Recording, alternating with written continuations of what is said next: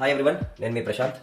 ఈరోజు మనం కన్క్లూజివ్ వీడియోకి వచ్చేసామండి. ఈ బ్యాంకింగ్ అవేర్నెస్ సిరీస్ అనేది. ఇప్పుడు ఫస్ట్ వీడియోలో ఫ్రీజ్ ఎలా అవుతుంది, గవర్నమెంట్ అంటే ఏంటి అనేది తెలుసుకున్నాం. సెకండ్ వీడియోలో వచ్చేసి మనం దానికి గల రీజన్స్ ఏంటి అని చెప్పేసి తెలుసుకున్నాం. థర్డ్ వీడియోలో బ్యాంక్స్ ఏమేమి చెక్స్ చేస్తాయి, లేకపోతే అథారిటీస్ ఏమేమి చెక్స్ చేసి మనకి బ్యాంక్ అకౌంట్ ఫ్రీజ్ అవుతాయి అనేది తెలుసుకున్నాం. ఈ వీడియోలో మనం ఎస్పెషల్లీ సొల్యూషన్ ఏమై ఉండొచ్చు, మనం ఏ డాక్యుమెంట్స్ ఇవ్వచ్చు అనేది కొంచెం డీటెయిల్గా ఎక్స్ప్లెయిన్ చేసుకుందాం.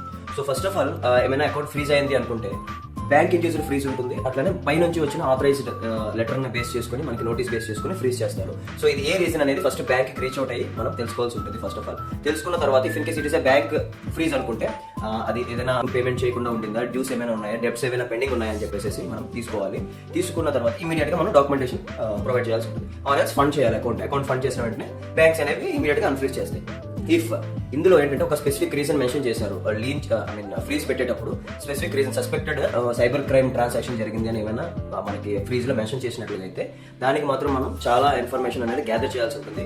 ఫస్ట్ ఎక్కడ నుంచి లెటర్ నోటీస్ అయితే మనకు వచ్చిందో వారిని మనం ఆ ఏజెన్సీని కాంటాక్ట్ చేయాల్సి ఉంటుంది. Whether it is cyber cell or any kind of CBI cell అనేది మనం ముందే తెలుసుకొని వాళ్ళ యొక్క కాంటాక్ట్ ఇన్ఫర్మేషన్ గ్యాదర్ చేసుకుని అథారిటీస్ అనేది ఫస్ట్ రీచ్ అవడం చేయాలి. తర్వాత ఎక్కడైతే వాళ్ళైతే ఏమేమి డాక్యుమెంటేషన్ అడుగుతారో, స్టేట్మెంట్స్ అడుగుతారు, డిఫరెంట్ అకౌంట్స్ ఎక్కడెక్కడ ఉన్నాయి అన్ని అకౌంట్ స్టేట్మెంట్స్ అడుగుతారు, డీటెయిల్స్ అడుగుతారు. ఇవన్నీ కూడా మనం ప్రొవైడ్ చేయాల్సి ఉంటుంది. డిక్లరేషన్ మెన్షన్ చేస్తూ ఇవ్వాల్సి ఉంటుంది. ఇవన్నీ మనం చేసి ఇచ్చినట్లయితే వాళ్ళు ఏంటంటే వాటిని ఫర్దర్ గా ఇంటరాగేట్ చేసుకొని ఓకే అకౌంట్ అనేది మనకి ఎటువంటి ఫ్రాడ్ ట్రాన్సాక్షన్ కాదు, ఆ సస్పెక్టెడ్ ఇల్లీగల్ ట్రాన్సాక్షన్ కూడా కాదు, కస్టమర్ కి అన్నోయింగ్ గా జరిగిన ట్రాన్సాక్షన్ అని చెప్పి they will come to one conclusion and again bank కి నోటీస్ ఇస్తారు అన్ఫ్రీజ్ చేయమని అకౌంట్. థ్యాంక్ యూ అండి. నేను ఇలాంటి ఫర్దర్ గా చాలా ఇన్ఫర్మేటివ్ వీడియోస్ తీయడానికి నేను ట్రై చేస్తాను. అంతకన్నా ముందు మీరు ఇంతవరకు వీడియో చూసి సబ్స్క్రైబ్ చేయకపోతే please subscribe my video. Please like and share. ఈ ఇన్ఫర్మేషన్ అనేది చాలా మందికి రీచ్ అవ్వడానికి చాలా ఇంపార్టెంట్. So kindly support.